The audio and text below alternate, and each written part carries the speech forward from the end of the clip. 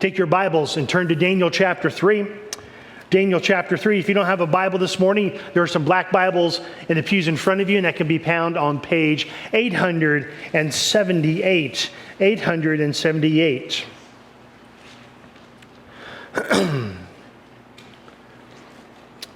As you're beginning, there was a story of a representative of a local gas company who phoned the owner of an expensive new home to make an appointment for the serviceman to come in and light the gas pilots, to be able to turn on the furnace, get everything working, and to adjust the furnace as they moved in.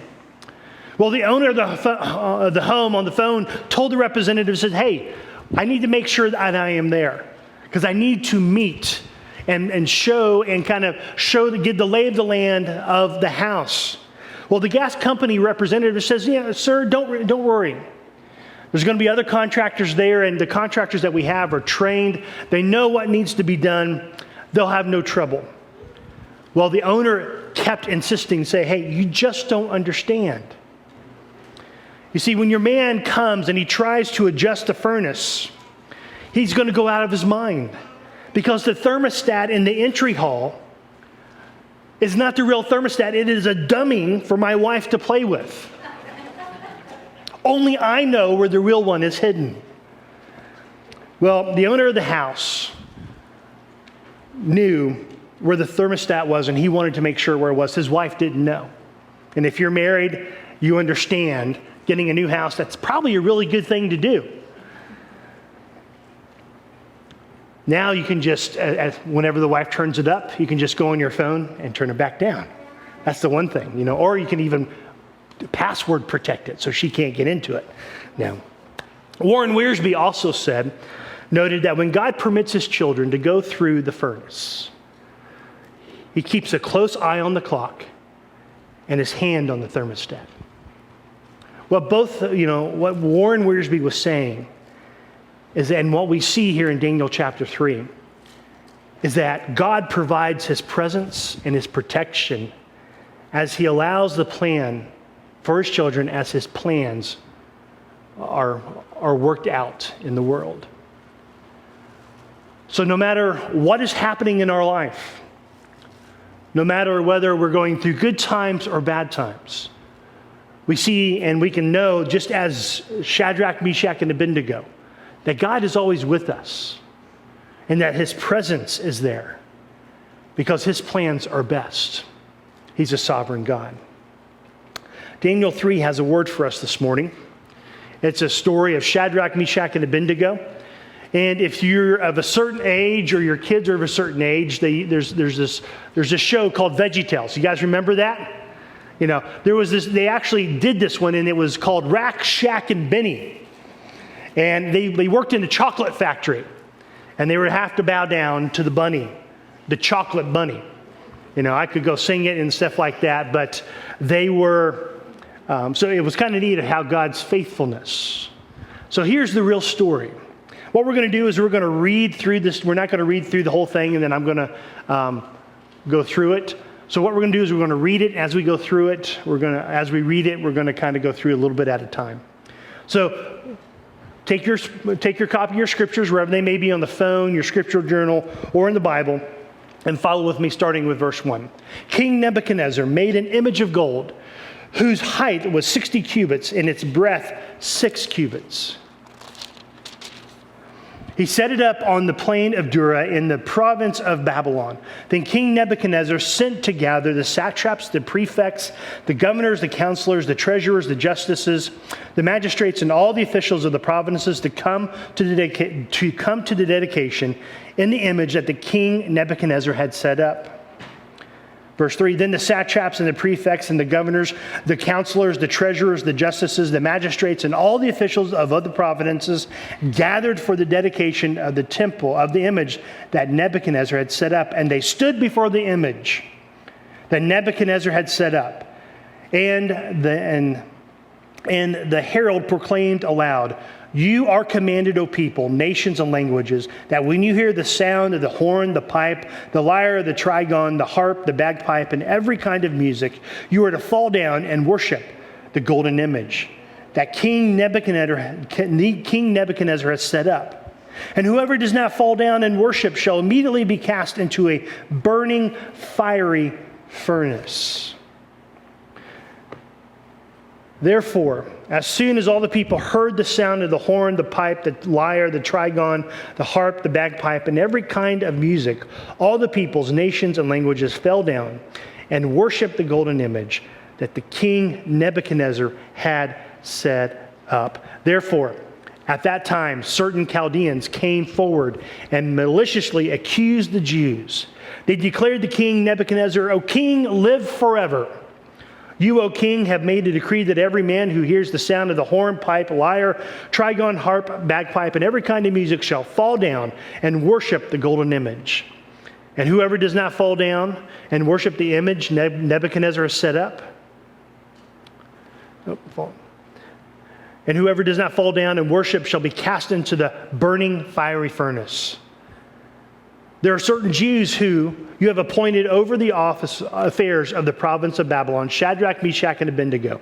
These men, O king, pay no attention to you. They do not serve your gods or worship your golden image that you have set up. The first thing that we see in this passage is that living in a fallen world presents challenges to our faith. Living in a fallen world presents, we're going to see challenges. We're going to come across potholes for our faith. Here we have Shadrach, Meshach, and Abednego put into a challenging situation. We don't know where Daniel is. The text doesn't tell us.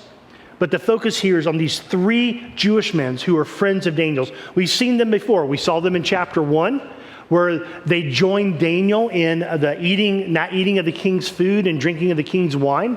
We saw them at the end of chapter 2, when Daniel was rewarded for being able to not only reveal the dream, but also to interpret it for King Nebuchadnezzar. Not only was Daniel uplifted, but Daniel asked that his three friends also receive high positions in the government. So we don't know where Daniel is, but the focus is on these three Jewish men. And as all the world comes to worship this statue or this image that Nebuchadnezzar has set up, we see that they chose to be faithful. Now look at the statue.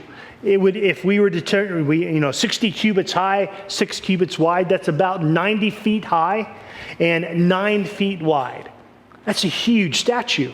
And it would have been huge even in that day, because normally because of archaeology, the statues probably did not really go in more than 20 feet high. But this one was huge. It was made of gold, most likely layered in gold, because there probably wasn't enough gold at the time to actually do that. But it wasn't, think about this. We just read about a statue and about how Nebuchadnezzar is the head of gold. More than likely, his pride and his arrogance got the best of him over the time between when these two things happened. We don't know the time period between chapter 2 and chapter 3. Some people say 8 years, some people say 20. We don't know. But he sat there and says, you know what? I'm going to build this image. It probably wasn't an image of himself. It may have been an image of like Marduk, or even more of a representation of all of who Nebuchadnezzar is, and also all of the gods that all the Babylonians worshipped.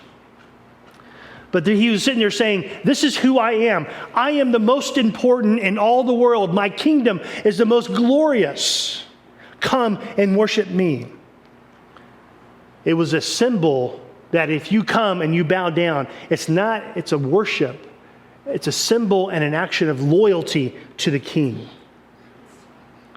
It was this idea of bringing people from all lands. You saw the idea of all peoples, nations, and languages.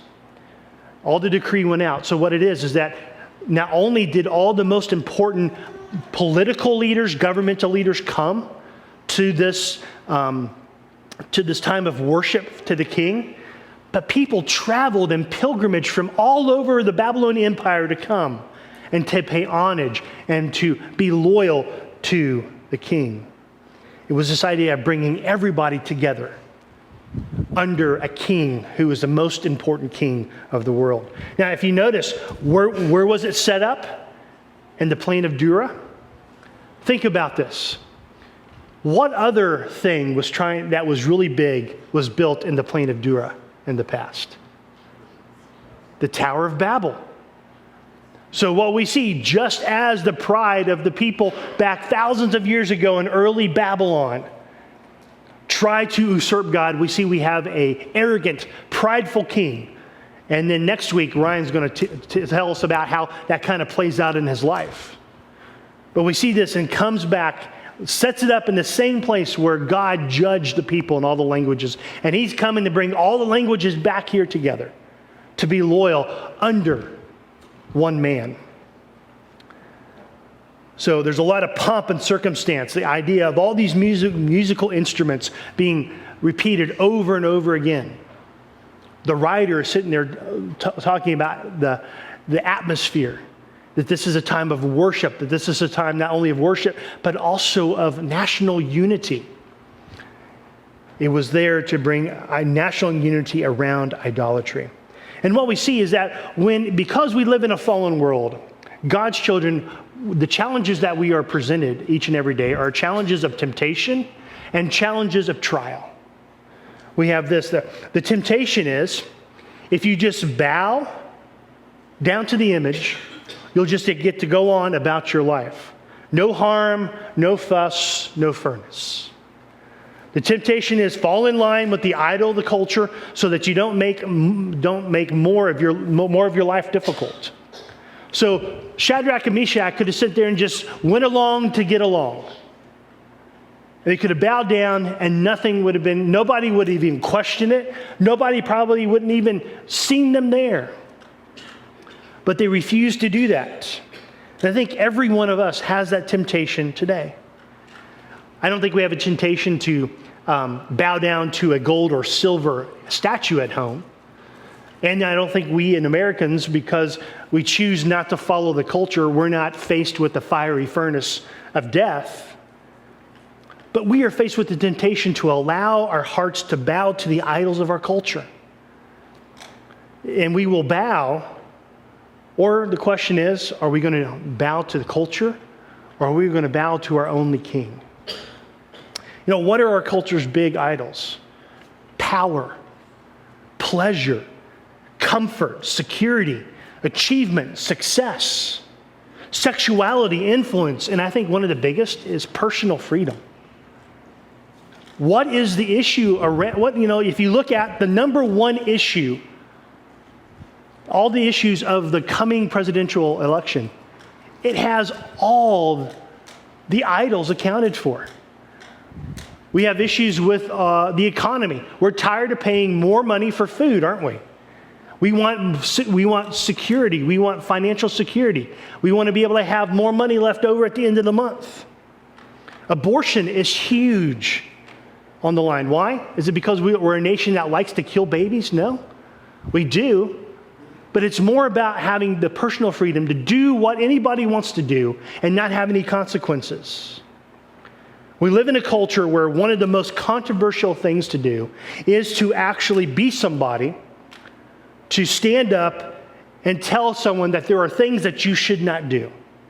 There are things that are wrong and there are things that are right. And the things that are wrong, that are abominations to God, we should not do that. We are a culture that hates to hear the word no, don't we? We are a culture that says, no, you can't do that. No, you can't do this. No, you can't do that for whatever reason. No, you can't go against God's design.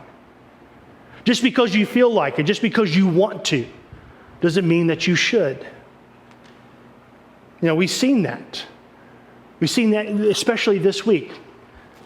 Have you been following the news about the Kansas City Chief kicker, Harris Buckner, who is a traditional Catholic?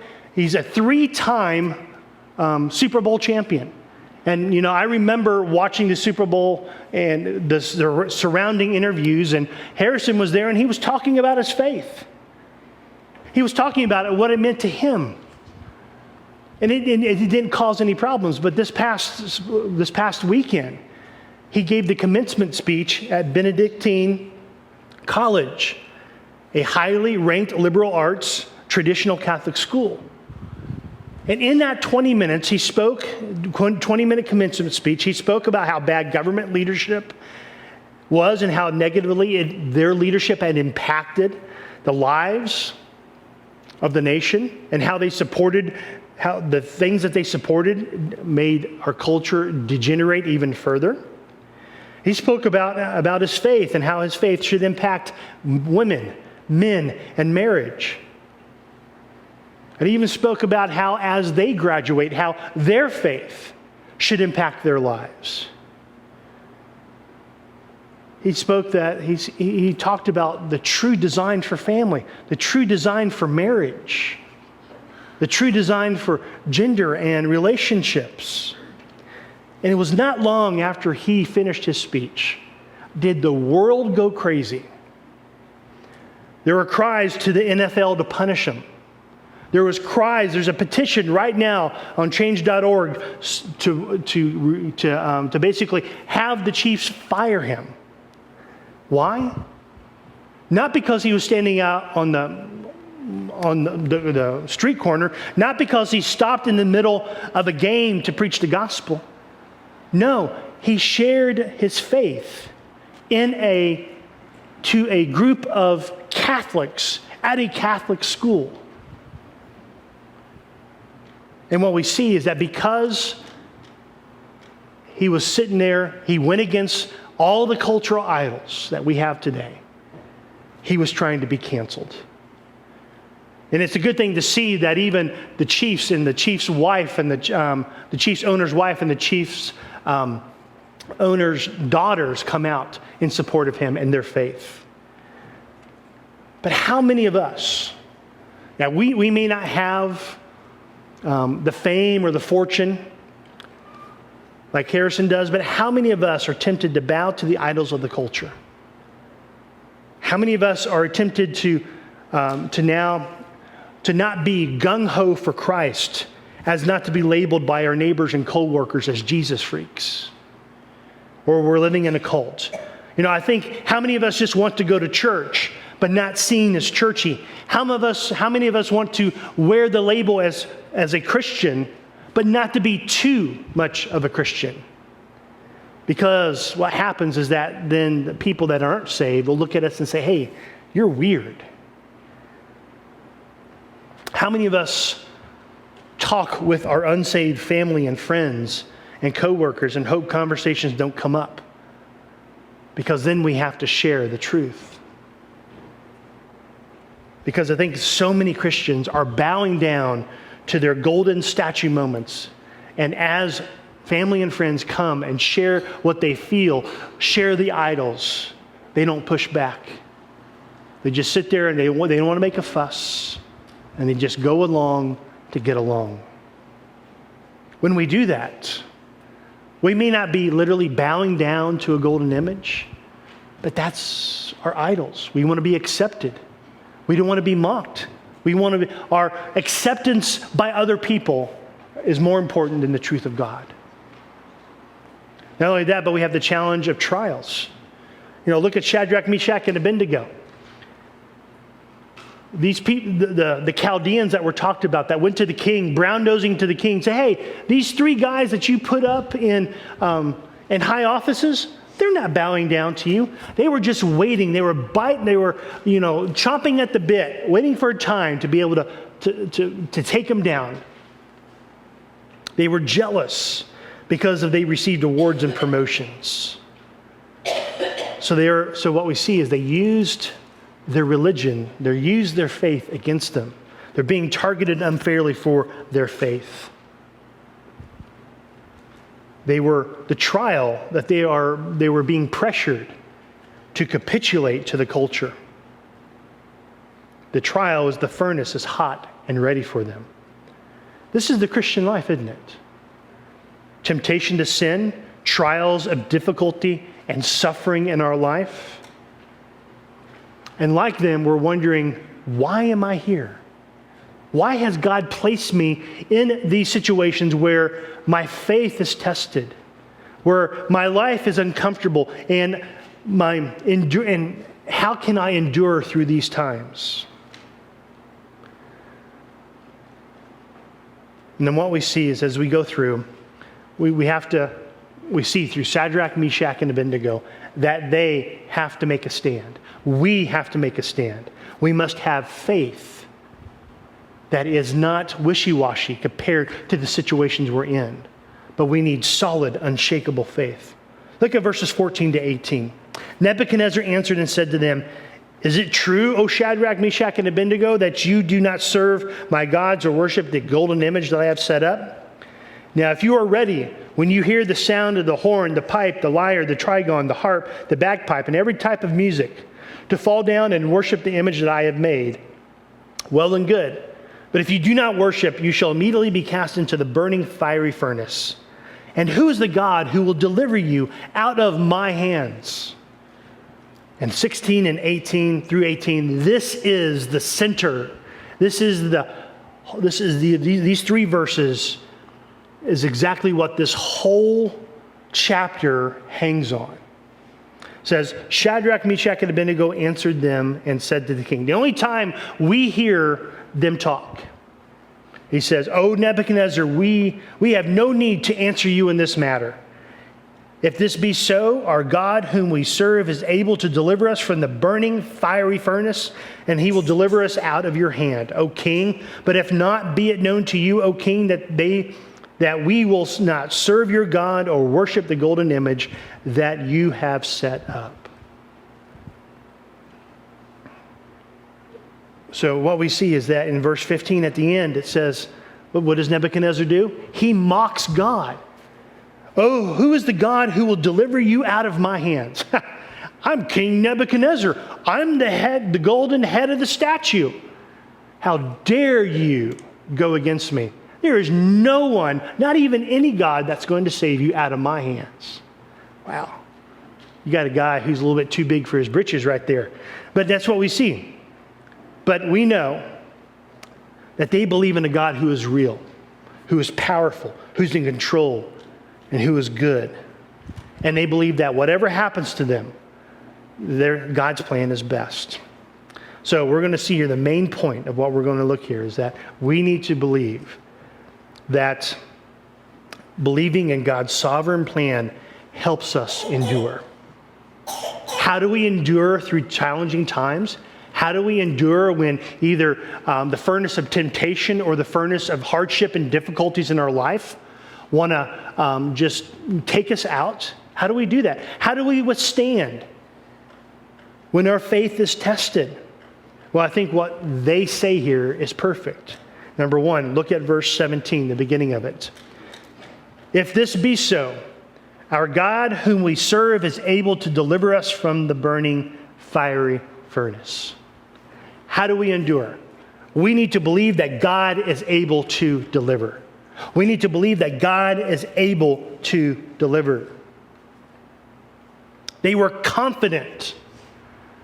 They went before the king. They didn't care what the king thought of them. They didn't care think about this. They went before the king. They're probably up there with all these prefects, with all these governors, with all these treasurers, and they were looking down on them. And you had the Chaldeans over there going, finally, they were going to get rid of them. That's kind of what we see in Daniel chapter 6. But God has a plan. And Shadrach, Meshach, and Abednego knew that. There's three little words in this verse. If this be so, our God whom we serve is what? Able. He is able to deliver us.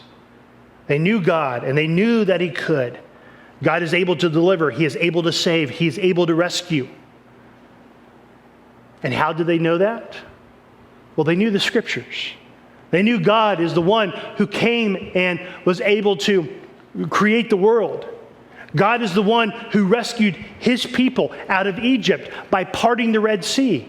He is the one who was able to provide for His people for 40 years in the wilderness by providing quail and manna each and every day. And 2 days on Sunday, and twice on Sunday, on Friday for Saturday. Not only that, but he was able to provide water for them by bringing water from a rock. He was the one that caused the walls of Jericho to come tumbling down so they could go into the promised land. He was the one that they not only read, but they lived through, that they knew that God was able to provide and protect them because they had spent 3 years with an inferior diet, but yet they came out looking better than those who were eating from the king's table.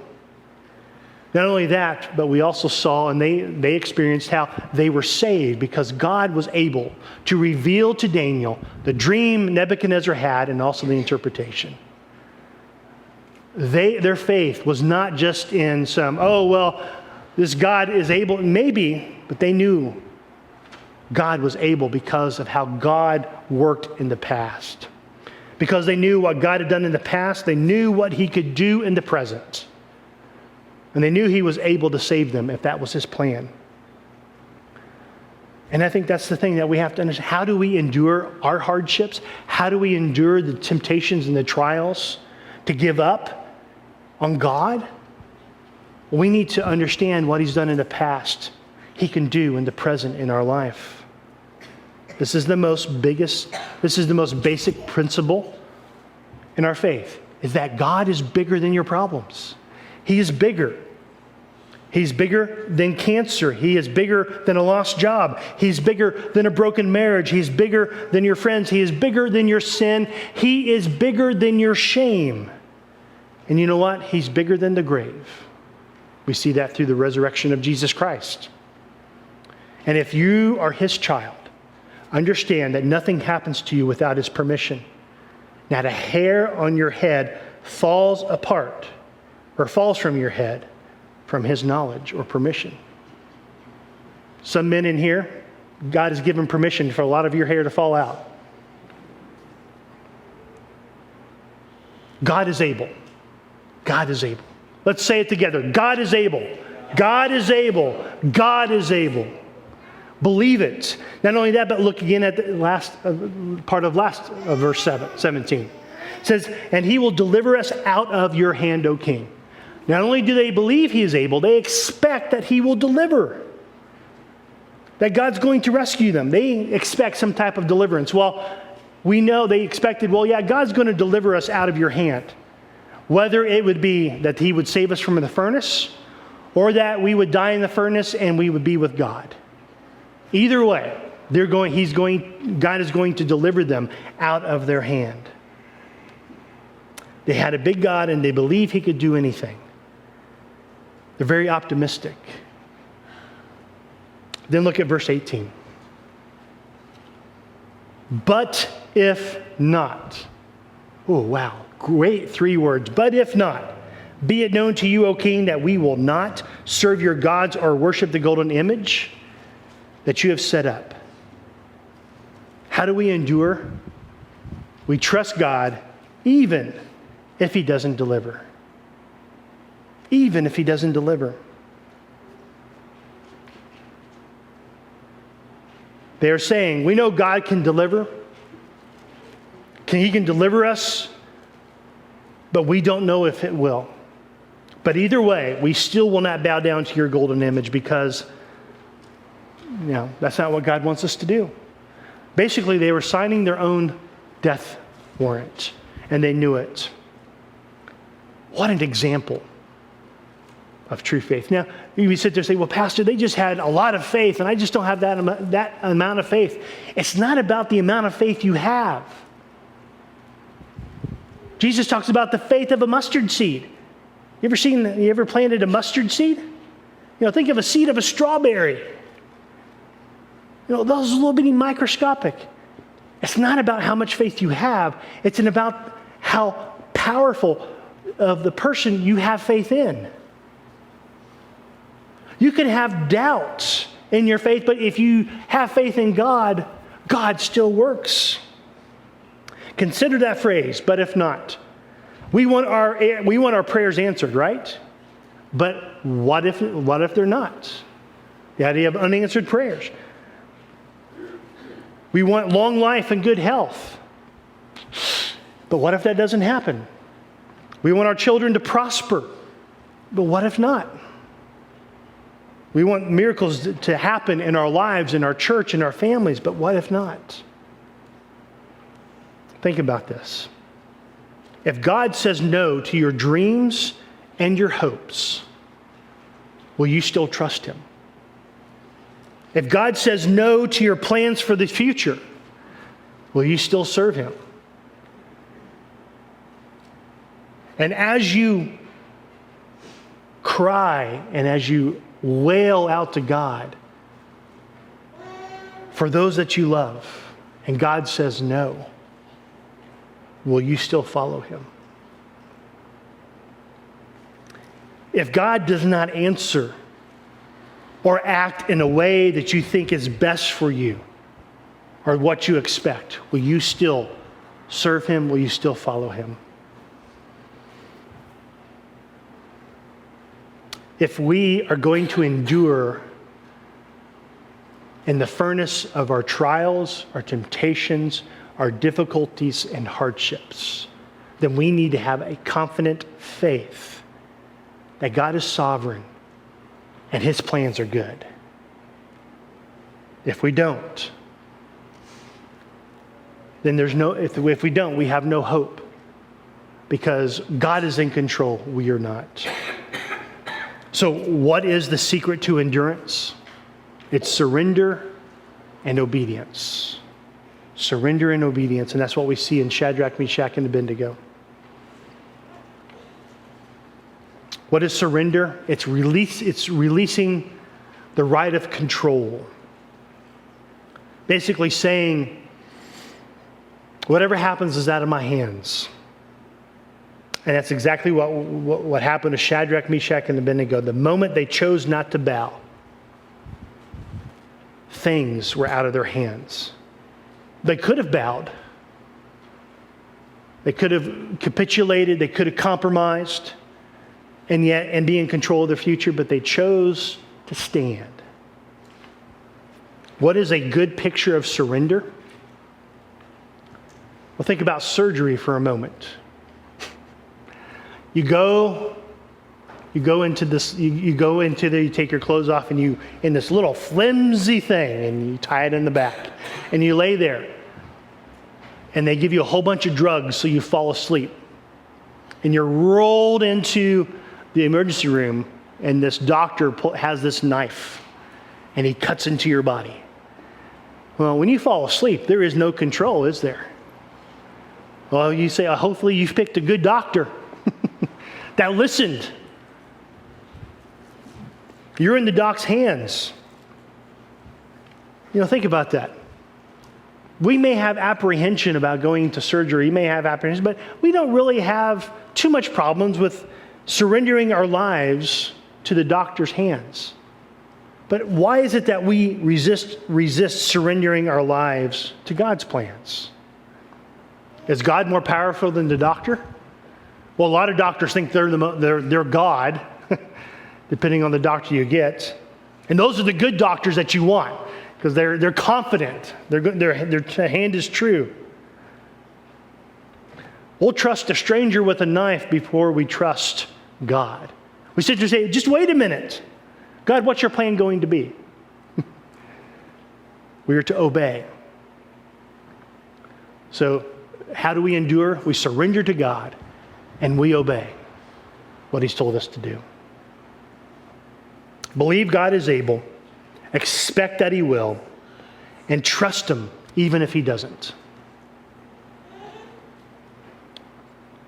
Then we see in verses 19 through 23, we see this idea that we can persevere. We can persevere through our issues with God's presence and protection. Persevering through with God's presence and protection. Look at verses 19 through 23. Then Nebuchadnezzar was filled with fury, and the expression of his face was changed against Shadrach, Meshach, and Abednego. He ordered the furnace heated 7 times more than it usually was heated. Now, he didn't have a thermostat, but basically what that means is that they got it as hot as they could get. And he ordered some of his mighty men of the army to bind Shadrach, Meshach, and Abednego and to cast them into the burning fiery furnace. Then these men were bound in their cloaks, their tunics, their hats, and their garments, and they were thrown into the burning fiery furnace. Why is that there? Well, basically, they were just burnt. They put as much stuff on them as they could and left it on. Why? Because they wanted the fire to be quick and painful. They didn't go in with nothing. They wanted everything to catch fire very quickly. Because the king's order was urgent and the furnace overheated, the flame of the fire killed those men who took up Shadrach, Meshach, and Abednego. And these three men, Shadrach, Meshach, and Abednego, fell bound into the burning fiery furnace. You know, it's kind of ironic that those who were obedient to the king are the ones who lost their life, not the ones who are obedient to God. Look up 24 through 27. Then King Nebuchadnezzar was astonished, and he rose up in haste. He declared to his counselors, "Did we not cast 3 men bound into the fire?" They answered and said to the king, "True, O king." And he answered and said, "But I see 4 men unbound walking around in the midst of the fire, and they are not hurt, and the appearance of the 4th is like the son of the gods." So they're all the prefects, all the justices, all the governors, and Nebuchadnezzar himself they saw the mighty men, the soldiers, burn up as they got closer. And they're sitting there watching, waiting to see these 3 men burn up and get their punishment. But all of a sudden, wait a minute, they're walking around. Their hands are free. Not only that, but there's 4 people inside of this. Now the question is, I think what we see is that number one first is that this is an amazing fulfillment of a prophecy in Isaiah, which I imagine that they were in the back of their mind as they were going through this. It's there in your notes, Isaiah 43, 1 through 2. Look at verse 2. It says, "When you pass through the waters, I will be with you." And it says, "And when you walk through fire, you shall not be burned, and the flame shall not consume you. Fear not, for I am with you." God's presence was with them. And then there's a question of who is this 4th person? Is it a Christophany? Which is the physical appearance of Christ before his incarnation? Or is it just merely an angel? Well, it cannot be deciphered from the text. The text is unclear, but it doesn't matter. Whether it is Christ himself there with them, or God sent an angel to be with them, it doesn't matter. Either one fits the text. And in either case, it is a physical demonstration of God's presence with his believers in their distress. God didn't simply rescue his servants from the fire. He sent a personal emissary to pass through the fire with them. It reminds me of Psalm 23. "Though I walk through the valley of shadow of death, you are with me." The result of his presence with them, Shadrach, Meshach, and Abednego, emerged safely at the end of their time in the furnace. God was with them. He was actively involved in their life. God was with them. His presence was through the fire. Now, what we see is this story really points us to Jesus. Think about it. Whereas Shadrach, Meshach, and Abednego go into the fire and are protected by the 4th person, Jesus comes into the world and enters our mess. He takes our sin on the cross. He takes the furnace of God's wrath for us on the cross. And then rather escaping that wrath, he dies. Jesus, our King, took the righteous wrath of a holy God so that you and I never have to experience it. And he rose again. And he promises us that if we believe in him, we trust him, and repent of our sins, what do we get? We get his presence through the Holy Spirit, the very presence of God in our lives. Because as Jesus was leaving earth, he says, "Lo, I will be with you always." That is the Spirit. We see Emmanuel, God with us, has come. He came to save, he came to rescue us from the furnace of wrath that we deserve. And if we trust him and we turn to him, you too can have the presence of God in your life. You may be sitting here today going through hardship, difficulty, not knowing where to turn. You've tried to control it yourself, and you've done everything that you can think, and every time it's ended up failure. Well, maybe that furnace is directing you so that you may turn to Christ. You may need to turn, repent, and believe in Jesus Christ as the Son of God, the only hope for sin and fellowship with God. Maybe you need to enter into salvation today so that you may have the presence of God in your life. Look at the rest of the chapter. Verses 26 through 30. Then Nebuchadnezzar came to the door of the burning fiery furnace. He declared, Shadrach, Meshach, and Abednego, servants of the Most High, come out and come here. Then Shadrach, Meshach, and Abednego came out of the fire. Now think about that. He just saw all of his men completely get burned alive. And he goes in. Maybe he thought a little bit too much of himself, or maybe his curiosity was just too much. We don't know. Verse 27, the satraps, the prefects, the governors, and the king's counselors gathered together and saw that the fire had not had any power over the bodies of those men. The hair on their head was not singed. Their cloaks were not harmed. No smell of fire had come upon them. Nebuchadnezzar answered and said, Blessed be the God of Shadrach, Meshach, and Abednego, who sent his angel and delivered his servants who trusted in him and set aside the king's command and yielded up their bodies rather than serve and worship any god except their own God. Therefore, I make a decree. Any people, nation, or language that speaks anything against the God of Shadrach, Meshach, and Abednego shall be torn limb from limb and their house laid in ruins. For there is no other God who is able to rescue in this way. Then the king promoted Shadrach, Meshach, and Abednego in the province of Babylon. And again, we see Nebuchadnezzar just miss the point. God is sitting there saying that I am God. I am the only God. But he says, for there is no other God.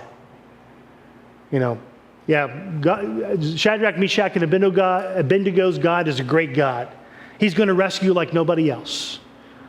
But if you say anything bad, if you worship other gods, but if you say anything bad about that God, you're going to pay the price. He missed the point. God was revealing himself to Nebuchadnezzar, but yet he missed the point. He was revealing himself as the true God. Now we'll see in chapter 4 whether or not he gets the point. God protected his people. He was present with them and he protected his people. The only thing that burned was not their clothes. They made a big deal of the clothes, but the rope that bound them. So we know that the fire was real. Not only that, they didn't even smell like smoke. I can't even go out and grill hamburgers on the grill without smelling like smoke. You can't go out to a restaurant and not smell like the kitchen. But these three men walked around in the hottest fire that we can imagine. And they came out, all their hair was there. Their clothes were pristine, and they didn't even smell like smoke. But we need to understand not everybody's hardship and difficulty, trials and temptations ends like this. Sometimes people die. Sometimes people give up.